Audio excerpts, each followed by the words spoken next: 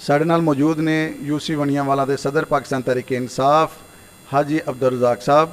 ਅਸੀਂ ਅੱਜ ਉਹਨਾਂ ਅੱਗੇ ਸਵਾਲ ਕਰਾਂਗੇ ਕਿ ਪਾਕਿਸਤਾਨ ਤਹਿਰੀਕ ਇਨਸਾਫ ਮਹਿੰਗਾਈ ਨੂੰ ਕੰਟਰੋਲ ਕਰਨ 'ਚ ਬੁਰੀ ਤਰ੍ਹਾਂ ਨਾਕਾਮ ਹੋ ਗਈ ਹੈ ਤੇ ਤੁਸੀਂ ਕਿੰਨੇ ਮੁਤਮਿਨ ਹੋ ਕਿ ਆਇੰਦਾ ਇਹ ਮਹਿੰਗਾਈ ਨੂੰ ਕੰਟਰੋਲ ਕਰ ਲੈਣਗੇ? ਜੀ ਆਇਸ਼ਾ जनाब, मेरे मोहतरम इमरान खान साहब ने, उस्मान बुज़दार साहब ने, वज़ीर आला पंजाब, इन्होंने प्राइस कंट्रोल कमेटियां तश्कील देतियां ने जिहड़ियां अपना काम जारी सारी रखा जिन्होंने इंशाअल्लाह बहुत जल्द महंगाई से कंट्रोल किया जाएगा।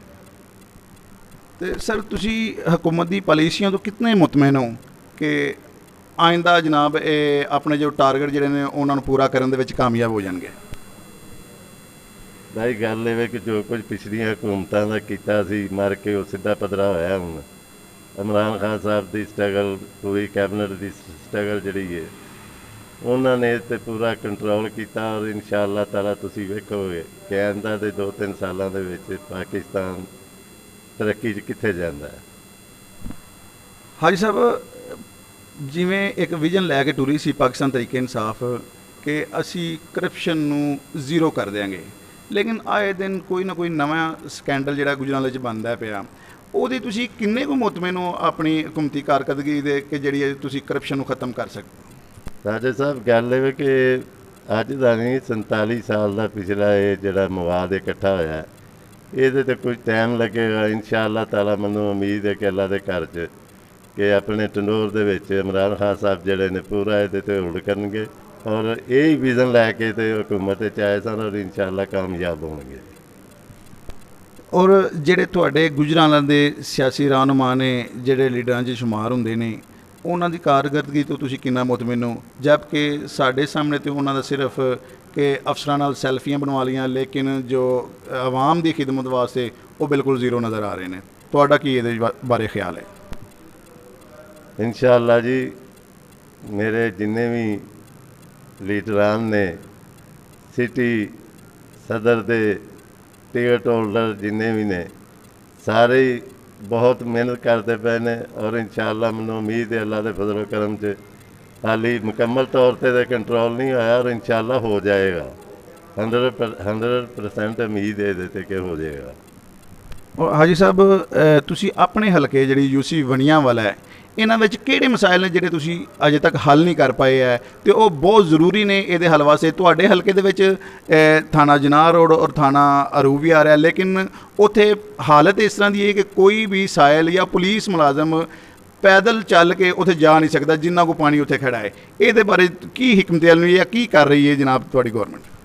ਇਹਦੇ 'ਚ ਇਸ ਤਰ੍ਹਾਂ ਹੈ ਜੀ ਕਿ ਜਨਾਬ ਅਸੀਂ ਜ਼ਫਰੁੱਲਾ ਚੀਮਾ ਸਾਹਿਬ ਨੂੰ, मेहर सदीक साहब नाल भी गुजारिश की है जिमन च, जिन्होंने DC नाल अगे मुलाकात की और वो फैसला होया कि ये कारपोरेशन ते सड़क वाला अदारा जड़ा ये मीटिंग करनगे, मीटिंग करके दा पक्का कोई हल सोचा जाएगा। क्योंकि जड़ा पिछले पैप पे ने लोहियां वाले तो लैके बीकन हाउस स्कूल तक विरक साहब ने पवाए सन, वो ओपन नहीं, खुले नहीं, बस पैप भी पे ने उन्हां दे विच पानी सुट्टण वास्ते कोई सुट्टन का फायदा कोई नहीं, पैप पाने का फायदा कोई नहीं, जिहदे वास्ते मेरा ख्याल है करीब ही इन्हां दी कमेटी अपना मीटिंग बैठनी है जी, उहदे च मतलब दसणगे कि की लाया अमल है इंदा दा जी। वो फिर थाने दे ते जनाब 2 थाने ने मेरी यूसी च, जनाह रोड थाना ते अरूब थाना जी। यकीन जानो जदों बारिश आती है गोडे गोडे पानी होंदा, ना कोई सैल वड़ सकता, ना कोई पुलिस अफसर अंदर जा सकता या ना पुलिस मुलाजम कोई जा सकता। बहरहाल उन्होंने तो मजबूरी हो जाते हैं, अपनी ड्यूटी करते हैं, लेकिन सैल वास्ते बड़ी मुश्किलात ने उत्थे अंदर जाने वास्ते। उस जिमन दे विच असी वासा दे अपना प्रेजिडेंट जिहड़े फिदा साहब ने उन्होंने नाल जाके मुलाकात की, उन्होंने नाल मिहनत अल्लाह किया कि जनाब मेहरबानी करो इत्थे गड्डियां लाओ, पानी तो इत्थों मतलब जिहड़ा सकाया जाए। उन्होंने साड़ी मदद की, एक गड्डी दी, लेकिन वो काम नहीं चल सकता। बहुत लम्मा चौड़ा पानी से इतों 3 मील के टोटे पानी पानी है जी सड़क के दोवां किनारे, जिहदे सड़क का भी टुटन का 100% चांस ने। तो असी गुजारिश तो की उन्होंने कि वेखो जी हुण अल्लाह ताला करम करे की फैसला हुंदा इन्हां दा जी।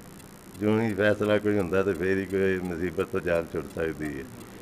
ਨੰਬਰ 2 ਜੀ, ਸਾਡੇ ਬਣੀਏ ਦੇ ਵਿੱਚ ਇਹ ਪੋਜੀਸ਼ਨ ਹੈ ਕਿ ਮਤਲਬ ਪਾਣੀ ਦਾ ਨਿਕਾਸ ਬਿਲਕੁਲ ਹੀ ਨਹੀਂ ਹੈ ਜੀ। ਸੜਕਾਂ 'ਤੇ ਪਾਣੀ ਖਲੋਤਾ, ਯਕੀਨ ਜਾਣੋ ਲੰਘਿਆ ਨਹੀਂ ਜਾਂਦਾ ਇੱਥੋਂ ਦੀ। ਔਰ ਪਬਲਿਕ ਜਿਹੜੀ ਹੈ ਪਰੇਸ਼ਾਨ ਹੈ। ਕੋਈ ਸਕੂਲ ਬੱਚੇ ਜਾਂਦੇ ਨੇ ਤੇ ਉਹ ਵੀ ਪਰੇਸ਼ਾਨ ਨੇ। ਸ਼ੁਰੂ ਹੋ ਗਏ ਨੇ ਸਕੂਲ ਹੁਣ, ਪਹਿਲਾਂ ਤਾਂ ਬੰਦ ਸਨ, ਚਲੋ ਗੁਜ਼ਰਕਾਤ ਹੁੰਦੀ ਸੀ, ਲੇਕਿਨ ਹੁਣ ਜਿਹੜਾ ਨਾ ਹੁਣ ਬੱਚਿਆਂ ਵਾਸਤੇ ਵੀ ਬੜੀ ਪ੍ਰੋਬਲਮ ਹੈ। ਹਾਜੀ ਸਾਹਿਬ, ਗੌਰਮੈਂਟ ਤੁਹਾਡੀ ਹੈ, ਠੀਕ ਹੈ, ਪੰਜਾਬ ਦੀ ਗੌਰਮੈਂਟ ਦੀ, ਵਫਾਕਵੀ ਗੌਰਮੈਂਟ ਦੀ ਵੀ ਤੁਹਾਡੀ ਹੈ, ਲੇਕਿਨ ਇੱਥੇ ਫੰਡ ਕਿਉਂ ਨਹੀਂ ਲਗਾ ਰਹੇ ਅਜੇ ਤੱਕ? ਸਦੀਕ ਸਾਹਿਬ ਨਾਲ ਮੁਲਾਕਾਤ ਹੋਈ ਸੀ ਜੀ, ਉਹਨਾਂ ਨੇ ਵਾਅਦਾ ਕੀਤਾ ਸੀ ਕਿ ਜਨਾਬ ਅਨਕਰੀਬ ਹੀ ਤੁਹਾਡੇ ਕੰਮ ਸ਼ੁਰੂ ਕਰ ਦਿੱਤੇ ਜਾਣਗੇ, ਗੈਸ ਦੇ ਵੀ, ਹੋਰ ਕੋਈ ਜਿਹੜੇ ਮੁਤਲਕਾ ਗਲੀਆਂ ਨਾਲੀਆਂ ਦੇ ਨੇ। ਤੇ ਅਸੀਂ ਇੰਤਜ਼ਾਰ 'ਚ ਹਾਂ ਕਿ ਵੇਖੋ ਕਿਹੜੇ ਵੇਲੇ ਕੰਮ ਸ਼ੁਰੂ ਹੁੰਦਾ ਜੀ। ਅਸੀਂ ਆਪਣੀ ਲਿਖ ਕੇ ਦੇ ਦਿੱਤਾ ਜੀ ਉਹਨਾਂ ਨੂੰ ਕਿ ਜਿਹੜੇ ਜਿਹੜੇ ਮਸਾਇਲ ਹੈ ਨੇ ਸਾਡੇ, ਇਹ ਹੱਲ ਕੀਤੇ ਜਾਣ।